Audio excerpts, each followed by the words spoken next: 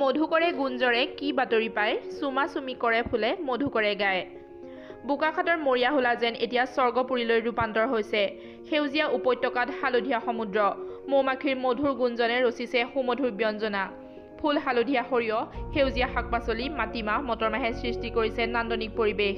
সোণত শুৱগা চৰাই মৰিয়াহোলাত যোৰহাট চাৰিগাঁৱৰ চিকে উদ্যোগ নামৰ প্ৰতিষ্ঠানৰ স্বত্বাধিকাৰ থলুৱা উদ্যোগী লীলাচৰণ দত্তই স্থাপন কৰিছে বিজ্ঞানসন্মত মৌ পালনৰ বাবে ৩ শতাধিক মৌ বাকচ।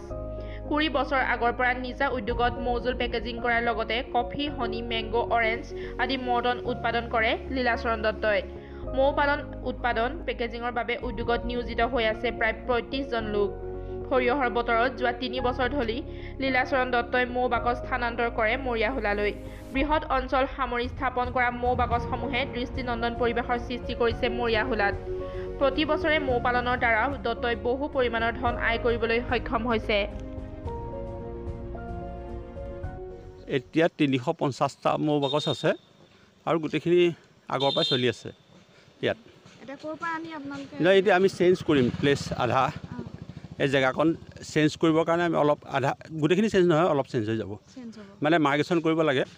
আমাৰ ঘৰ যোৰহাটৰ পৰা ইয়াত থৈছোঁ, ইয়াৰ পৰা অন্য জেগালৈ মানে সলনি হ'ব জেগাকণ। আগত চাৰিগাঁও যোৰহাটত। কিমান লাভ হয় মৌ খেতিত? সাধাৰণতে যিমান ৱেডাৰটোৰ ওপৰত নিৰ্ভৰ কৰে, প্ৰডাকশ্যন যিমান হয় তাৰ 50% লাভত থাকে সাধাৰণতে। আপুনি কিমানখিনি মানুহ ইয়াত মানে নিয়োগ কৰিছে? ইয়াত 32জনমান আছে। আগৰবাৰ তুলনাত এবাৰ বেছি হ'ব বুলি ভাবেনে? জলবায়ুৰ ওপৰত নিৰ্ভৰ কৰিব।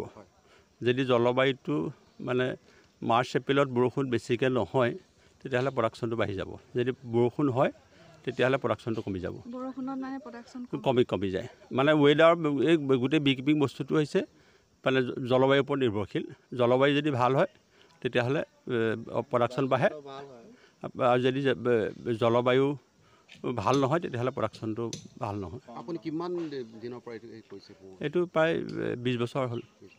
আৰু সৰিয়হ ফুলাৰ সময়তে বেছি নহয়, সৰিয়হৰ ফুলাত বেছি বুলি নহয়, সৰিয়হতে বস্তুটো গ্ৰ'থ হ'ব লাগিব। সৰিয়হত যদি মৌ বাহটো নলগায় তেতিয়াহ'লে মেলিফেৰা মৌ কৰিব নোৱাৰে। প্ৰথম সৰিয়হত মৌত এই মৌটোত হ'বই লাগিব, কাৰণ সৰিয়হত খুব বেছি প্ৰডাকশ্যন হয় আৰু সৰিয়হত মানে মৌ বাহটো সবল হৈ যায়। যদি সৰিয়হতে কোনেও সবল কৰিব নোৱাৰে মেলিফেৰা মৌটো, এইটো ইটালিয়ান ভেৰাইটি মেলিফেৰা, এপিছ মেলিফেৰা, এইটো পিছত সবল কৰিব নোৱাৰে আৰু পিছত লাগে।